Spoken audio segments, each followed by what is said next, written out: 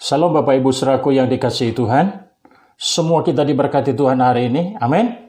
Haleluya.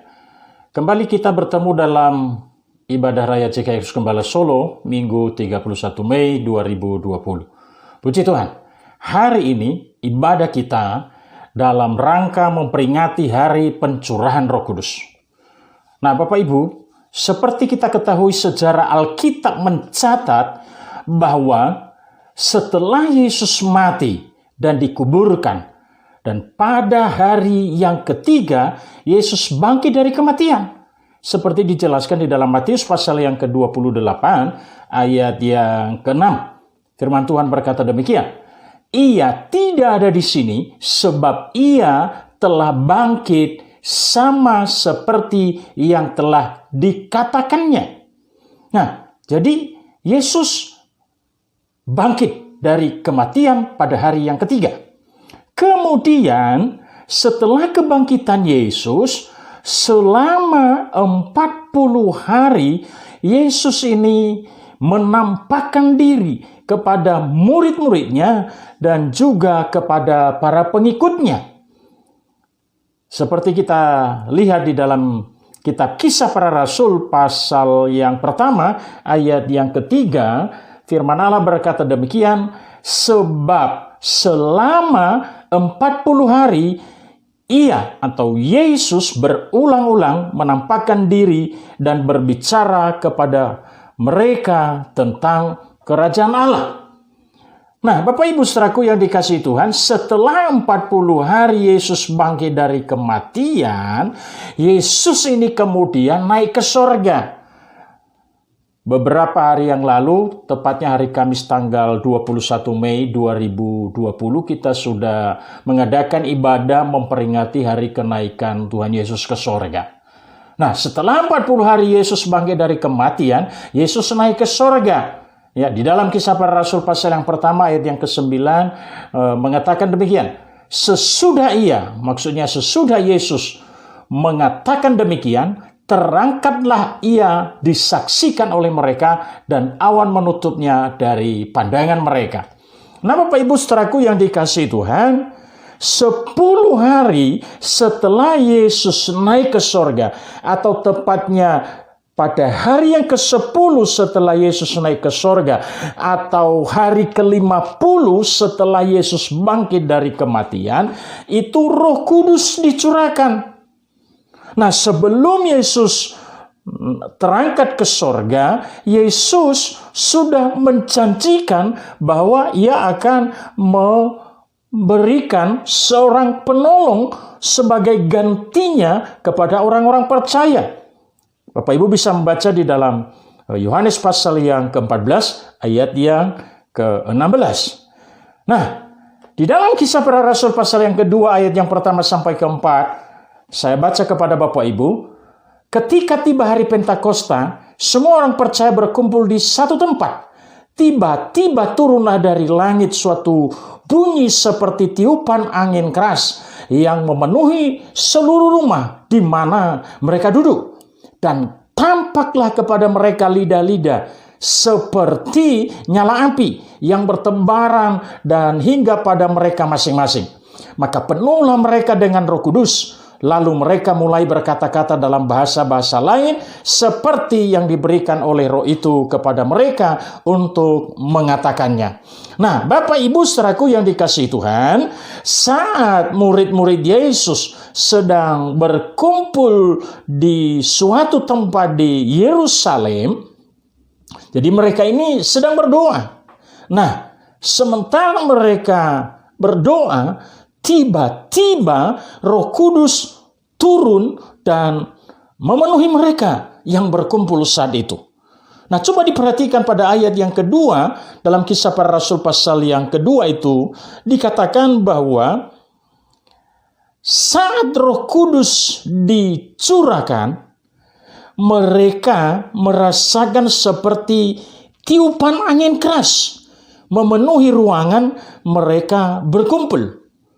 Nah, anehnya Bapak Ibu sekalian, angin keras ini tidak memporak-porandakan tempat mereka berada. Berbeda dengan angin keras yang terjadi seperti yang kita saksikan selama ini bisa merusak, memporak-porandakan, kemudian pohon-pohon pada tumbang. Nah, ini berbeda.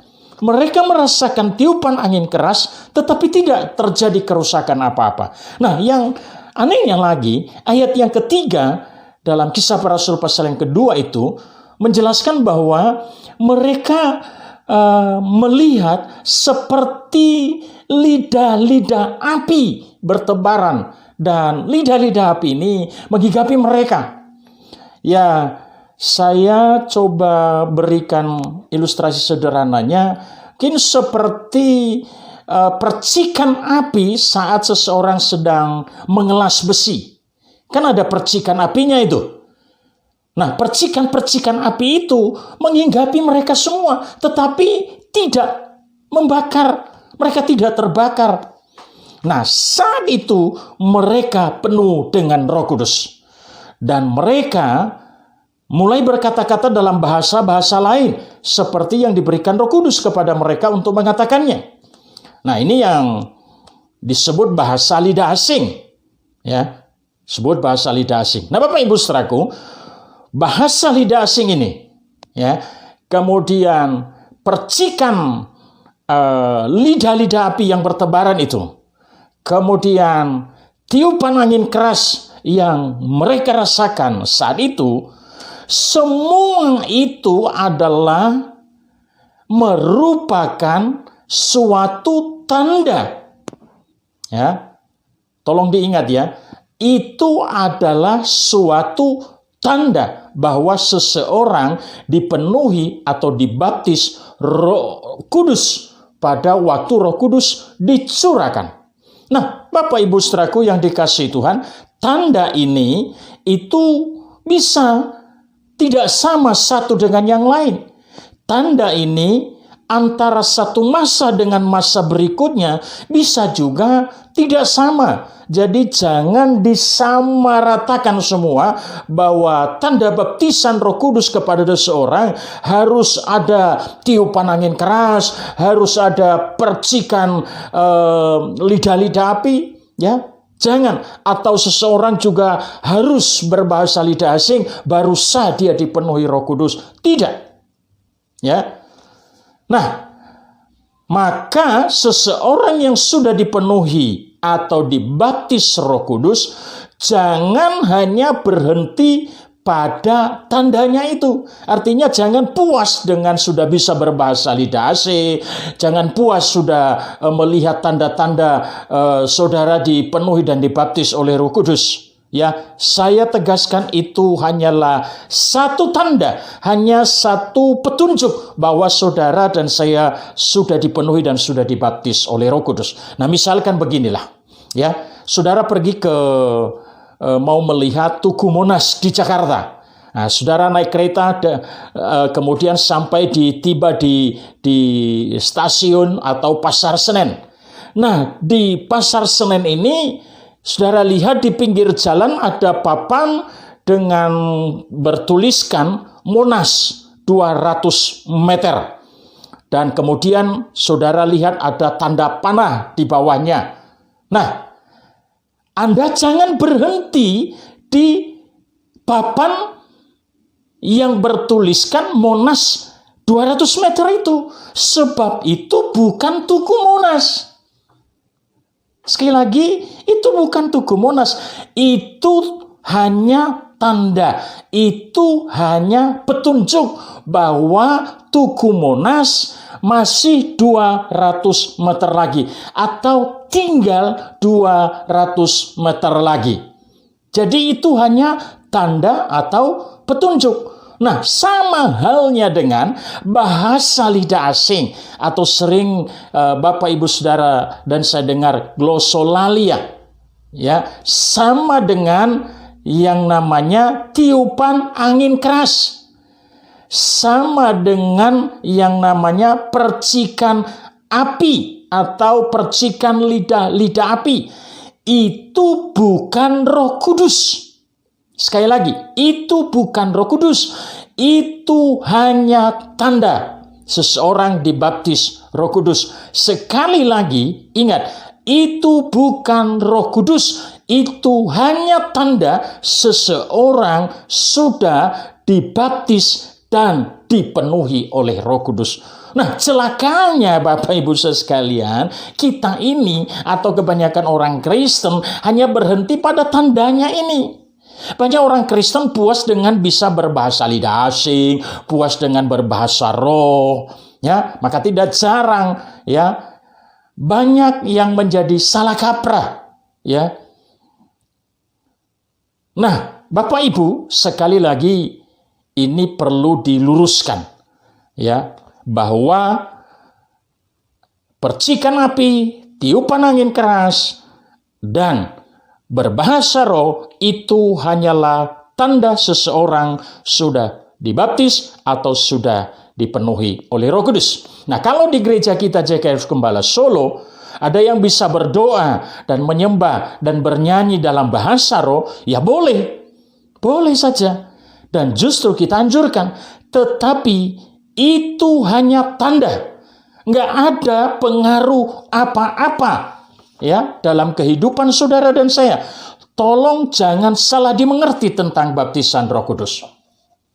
Seseorang yang dibaptis atau dipenuhi Roh Kudus harus ada dampak dalam kehidupan kesehariannya. Seseorang yang dibaptis atau dipenuhi Roh Kudus harus ada dampak dalam kehidupan kita setiap hari. Nah, dampak itu tidak berarti kemana-mana saudara harus berbahasa roh. Ya, bisa jadi nanti saudara dianggap gila atau sedang stres. Ya. Maka, Bapak Ibu saudaraku, izinkan dalam beberapa renungan ke depan, saya rindu untuk membagikan topik ini kepada kita. Ya, yaitu peranan Roh Kudus bagi orang percaya dalam kehidupan sehari-hari. Nah, Bapak Ibu saudaraku yang dikasihi Tuhan, coba diperhatikan. Setelah murid-murid Yesus dipenuhi Roh Kudus, ada beberapa peristiwa yang terjadi sebagai dampak dari pekerjaan Roh Kudus dalam kehidupan orang-orang yang dipenuhi atau dibaptis Roh Kudus pada waktu itu. Nah, ini yang kemudian saya katakan atau yang saya sebut sebagai peranan Roh Kudus bagi orang percaya dalam kehidupan sehari-hari. Nah, saya akan menyampaikan beberapa poin yang menjadi peranan Roh Kudus bagi orang percaya dalam kehidupan sehari-hari. Yang pertama, Roh Kudus memberikan keberanian kepada orang percaya. Sekali lagi, Roh Kudus memberikan keberanian kepada orang percaya. Nah, Bapak Ibu saudaraku yang dikasihi Tuhan, Roh Kudus akan memberikan keberanian kepada setiap orang-orang yang percaya kepada Yesus untuk menyatakan dan mempertahankan kebenaran atau firman Tuhan. Dan menyatakan iman kita kepada Kristus. Artinya, Roh Kudus akan memampukan saudara dan saya. Roh Kudus akan memberikan keberanian kepada saudara dan saya untuk menyatakan dan mempertahankan kebenaran. Dan juga untuk menyatakan dan mempertahankan iman saudara dan saya kepada Kristus.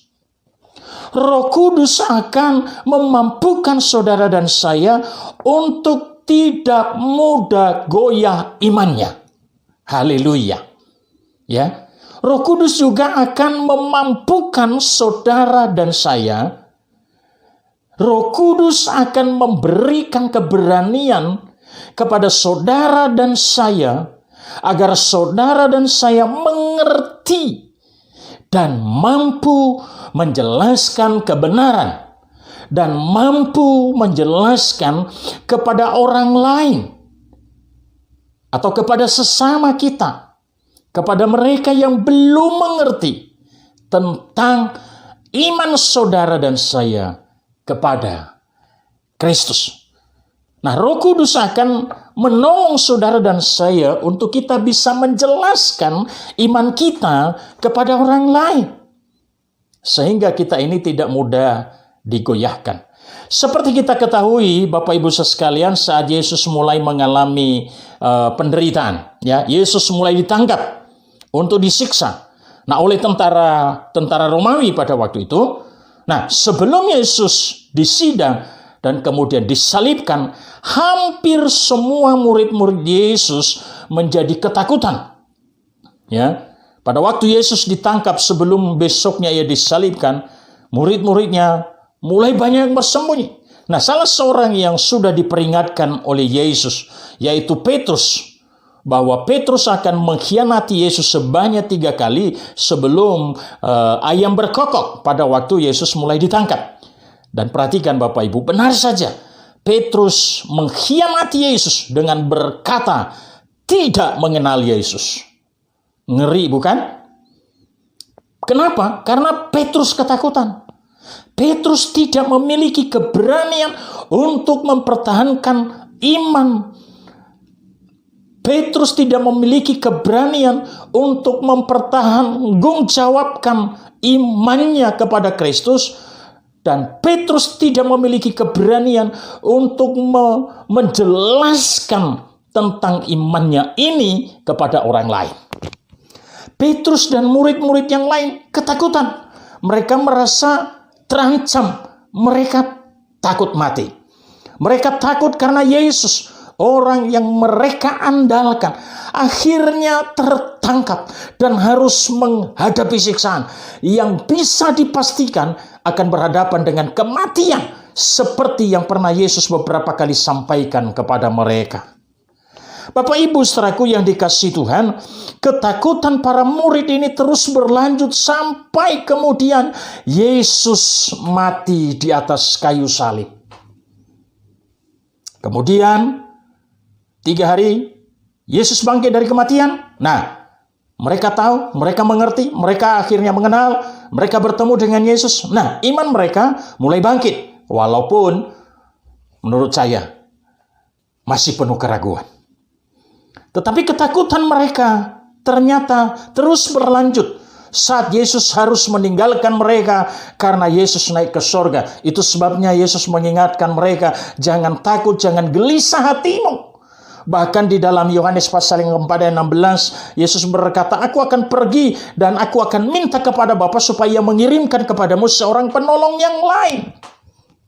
Nah, kemudian Bapak Ibu saudaraku yang dikasihi Tuhan, situasi ketakutan mereka itu menjadi berubah saat Petrus dan murid-murid yang lain dipenuhi oleh Roh Kudus pada waktu Roh Kudus dicurahkan. Di tengah kegaduhan hebat di antara orang-orang yang menyaksikan bagaimana para murid yang berkumpul di loteng atas di Yerusalem, mereka berbahasa lain, ya, mereka berbicara dalam bahasa-bahasa lain yang artinya sendiri mereka tidak tahu, tetapi ada orang-orang yang melihat mereka dan mereka heran, mereka kaget, dan mereka berkata, wah, mereka ini kok mengatakan bahasa yang sedang kita atau bahasa kita sendiri. Di tengah-tengah kegaduhan itu ada yang menuduh mereka sedang mabuk dan lain sebagainya. Maka saat itu Roh Kudus yang memenuhi Petrus mendorong, memampukan Petrus untuk tampil berbicara, berdiri dan berkhotbah menerangkan firman Tuhan yang dia pernah dengar dari Yesus. Di dalam Kisah Para Rasul pasal yang kedua ayat 14-36, Petrus berkhotbah. Petrus menyampaikan firman Tuhan panjang lebar. Petrus menjelaskan tentang Yesus. Petrus menjelaskan bahwa Yesus inilah yang ditetapkan menjadi jalan keselamatan. Petrus menjelaskan keselamatan di dalam Yesus dan lain sebagainya. Dan luar biasa, hampir semua orang yang mendengar kagum dan kemudian mereka percaya. Kalau kita lihat di dalam Kisah Para Rasul pasal yang kedua ayat 37 sampai 39, orang-orang yang mendengar pemberitaan Petrus, mereka kagum, mereka heran, dan kemudian mereka berkata, apa yang harus kami lakukan? Ini menunjukkan bahwa mereka kemudian merespon itu firman Allah. Nah, Bapak Ibu, lihat peranan Roh Kudus. Roh Kudus memberi keberanian kepada Petrus dan murid-murid yang lain. Roh Kudus memberi kemampuan kepada Petrus dan murid-murid yang lain. Roh Kudus memberi kesanggupan kepada Petrus dan murid-murid yang lain. Roh Kudus memberi kekuatan kepada Petrus dan murid-murid yang lain di tengah ketakutan yang menghantui mereka sebelumnya. Bapak Ibu saudaraku yang dikasihi Tuhan, kita butuhkan Roh Kudus yang dapat memberi kita keberanian untuk bisa menyuarakan kebenaran iman kita. Kita butuh Roh Kudus yang memampukan kita untuk bisa bersaksi tentang keselamatan yang kita terima hanya di dalam Yesus. Terkadang kita ini karena sungkan, enggan, maka kita tidak jarang, bahkan sering sekali kita bertoleransi, berkompromi dengan kesalahan dan dengan dosa. Oleh sebab itu, mari rindukan dipenuhi dan dipimpin oleh Roh Kudus. Kalau Bapak Ibu Saudara dan saya memperhatikan pada perjalanan para rasul setelah Roh Kudus dicurahkan, para rasul yang rata-rata ini dihantui oleh ketakutan, tetapi setelah mereka dipenuhi, dibaptis oleh Roh Kudus, mereka ini kemudian memiliki keberanian untuk membela dan mempertahankan Injil. Pada waktu itu ancaman mulai datang. Mereka diancam, mereka dianiaya. Tidak sedikit yang ditangkap dan dijebloskan di dalam penjara. Tetapi Roh Kudus memberi mereka keberanian untuk tetap mempertahankan iman mereka kepada Kristus. Orang-orang yang percaya mulai dianiaya, mulai dilarang beribadah, dan dilarang untuk memberitakan Yesus. Tapi Roh Kudus memberi keberanian kepada orang-orang percaya untuk tetap percaya kepada Yesus. Bahkan mereka semakin giat memberitakan Injil. Mereka yang tadinya tidak mengerti pelayanan, setelah mereka dipenuhi dan dipimpin oleh Roh Kudus, mereka semakin giat melayani Tuhan tanpa rasa takut, bahkan tidak takut mati demi Kristus. Haleluya. Lihat salah seorang yang bernama Stefanus yang tetap mempertahankan imannya kepada Kristus walaupun dia harus mati dirajam dengan batu. Dan banyak orang percaya dari gereja mula-mula yang menjadi martir, mati syahid demi mempertahankan imannya kepada Kristus. Bapak Ibu saudaraku yang dikasihi Tuhan, bagaimana dengan kita hari ini? Di tengah-tengah tantangan kehidupan, masihkah kita berani mempertahankan iman percaya kita kepada Kristus? Masih bisakah kita menjelaskan dan mempertanggungjawabkan kepada orang lain tentang iman kita kepada Kristus? Atau kita kemudian berkata semua agama sama? Hanya Roh Kudus yang dapat menolong saudara dan saya untuk tetap bisa mempertahankan iman kita. Hanya Roh Kudus yang dapat menolong saudara dan saya untuk kita bisa tetap mempertahankan kebenaran firman Tuhan. Itu poin yang pertama, Bapak Ibu. Nah, berikutnya, peranan Roh Kudus bagi orang percaya dalam kehidupan sehari-hari. Yang kedua adalah Roh Kudus menginsafkan manusia akan dosa. Roh Kudus akan menginsafkan manusia akan dosa.